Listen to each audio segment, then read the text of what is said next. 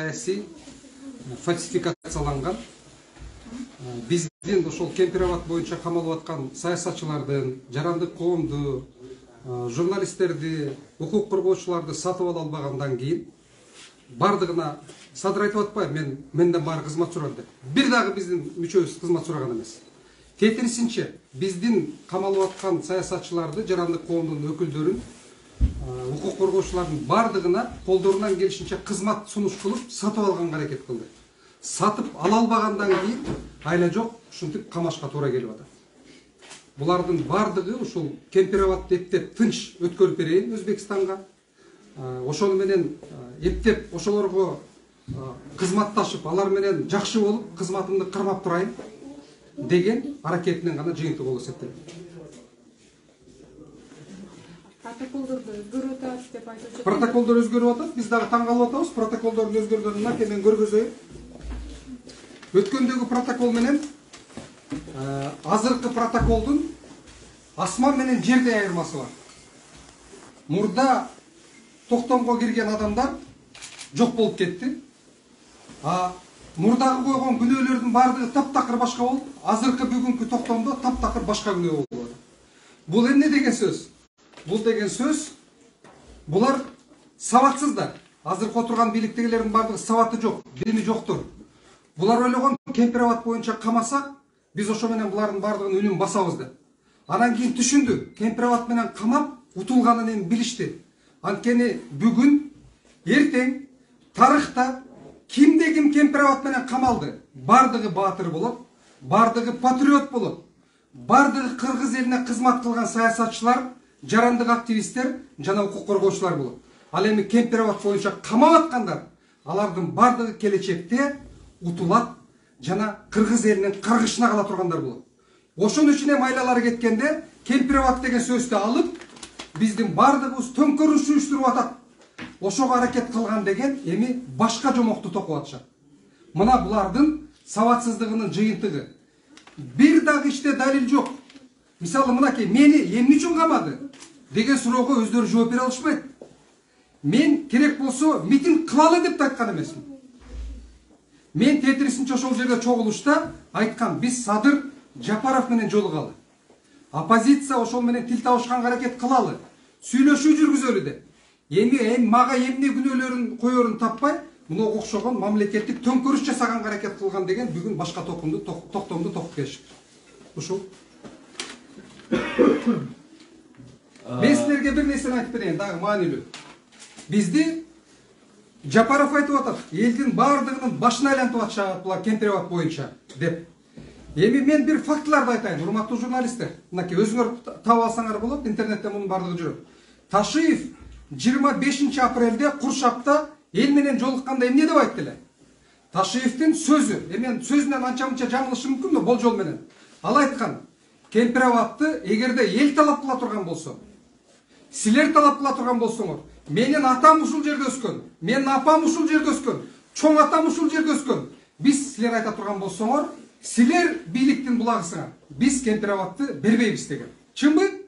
Чын, мен ойлойм, мен жалган айткан жокмун. Экинчиси, 26 апрелде Алабукада Тогова эл менен жолуккан, эсиңердеби? Ошол жерде мынтип айткан. Кемпир-Абадты бербей турган болуп атабыз. Ал эми 19.000 гектар жер боюнча. Ал биздин жер экени далил бар. Мен силерге азыр айтпай турайын деп, анан кийин папканы жанынан бирөө алып келип, папканы алып келдим. Анан ошол папканы алып келгенде мынтип айткан. Мага папканы берчи. Мына бул биздин жер. Биз толугу менен биздин жерди өзүбүзгө кайтарып алабыз. Анын жолун мен азырынча айтпай турайын, бирок бардык документтери бар. Анын жыйынтыгы мындай болгон. Жогорку совет ылдыйкы айыл өкмөттөрүнүн, райкомдордун, обкомдордун чыгарган чечимин азыркы тил менен айтканда ратификация кылган эмес, караган эмес. Мына ушуга таянып 19.000 гектар жер талаштуу жер эмес, ал биздин жер деп Ташиев айткан. Эми урматтуу журналисттер, ким башын айлантып атат элдин? Садыр Жапаров элдин башын айлантып атабы? Же Камчы Ташиев элдин башын айлантып атабы? Мына экөөсү элдин бардыгынын башын айлантып, жалган айтып, келечектеги кыргыз элинин ырыскысын, келечегибиздин ырыскысын, мамлекетибиздин бүтүндүгүн, суверенитетин тебелеп тепсеп туруп, Өзбекстанга кемпирабадты өткөрүп беришти. Мынакей элдин башын айланткан Ташиев менен Садыр Жапаров биз эмес. Мен булардан корккон эмесмин эч убакта. Мен бул экөөнөн коркпойм. Түрмөгө канча отурсам да отурганга даярмын. Бирок кыргыз эли билип койгула. Элдин башын айланткан, элди алдаган Садыр Жапаров менен Камчы Ташиев болуп эсептелет. Рашид мырза, тергөө болуп атат, 2 ай камоо ошо тергөөгө бөлүнгөн да убактынан. 2 айда мени бир гана жолу допроско чакырышты. Бир гана жолу. Эгерде 2 айда бизди бир жолу 40 тергөөчү тергеп атат.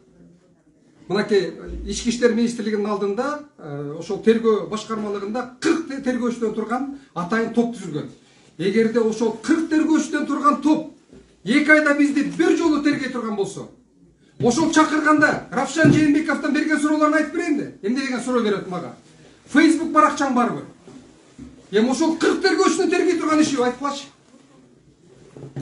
Эмне үчүн бийликти сындайсың? Деген суроону бере турган болсо, ошол тергөө тобу. Анда тергөө тобунун дагы азыркы сабатсыз бийликтин дагы деңгээли мына ушул болуп эсептелет.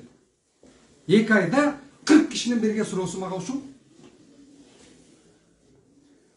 Кандайдыр бир бийлик, мисалы, оппозициядан чыгып, бийликти сындабасаң бошотобуз дегенде кандай бир саясий болушу болгон жокпу? Андайды айткан жок, бирок тергөө айтты, сүйлөшпөйсүңөрбү бийлик менен, ишти бүтүрөлү, мурдагылардай болуп эле, башкалардай болуп силер деле бүтүрбөйсүңөрбү, мына араңардан 5-6 киши сатып атат деп мага жеке айтылды. Ошолор көрсөтмө берип атат деди. Мен мынтип айттым. Ким сатылса, түрмөдөн чыгарып койгула. Анткени сатылгандардын бардыгы түрмөдөн чыгат бат эле. Сүйлөшүп алып, соодалашып. Койташ боюнча ошондой болгон. Койташ боюнча мени камардын алдында 2 кишини түрмөдө жаткан мага көрсөтмө алып туруп, мени камашкан. Ал экөөнү чыгарган. Мен так ошентип айттым. Мен Койташ боюнча муну өткөм. Ким көрсөтмө берди? Ким бийлик менен соодалашып атат, чыгарып кое бергиле. Соодалашпагандар, сатылбагандар биз түрмөгө даяр болуп келгенбиз. Биз түрмөгө отурууга даярбыз деп тергөөчүгө мен ушундай жооп бердим. Кармоо шарты кандай азыр сыртта дагы оору жүрүп атпайбы анан эпидемиологиялык абал түрмөдө? Түрмөнүн ичинде түрмө түзүлгөн бизге. Түрмөдө бир шарт, түрмөнүн ичинде бизде саясий өңүттө камалган мага окшогондорго дагы бир түрмө бар. Ал бекем тартип, бекем талап, кошумча видеокамералар, кошумча талап коюлат, кошумча глушительдер коюлат. Мына ошондой түрмөдө отуруп атабыз. Бирок түрмөдөгүлөрдүн мамилеси жаман деп айтпайм, мыйзамдын чегинде мамиле кылат, бирок аларды жогоркулар басым кылып аткандан кийин алар бизге аябагандай бекем талап коюп, бекем тартипти коюп кайтарып алышат. Баштагы кезде журналисттер циркулга судья кирет, анан кийин кайра кирет. Болду. Мен сотко азыр айтайын деп атам, урматтуу журналисттер. Кереги жок жөн цирктин. Андан көрө ачык эле сразу колубузга берсин, алып барып эс алалыктын жаталы болуп. Монда спектаклдин эмне кереги бар жөнүндө сот өткөрүп. Эртең менен 10да келген боюнча отурабыз ушул жерде. Эмне деген менен? Кешинде бүт кесип кыска баарын берсеңер телевизордон. Айтып атам. Димага да айтып койдум. Субботага да. Жок, барак келген. Салам алейкум.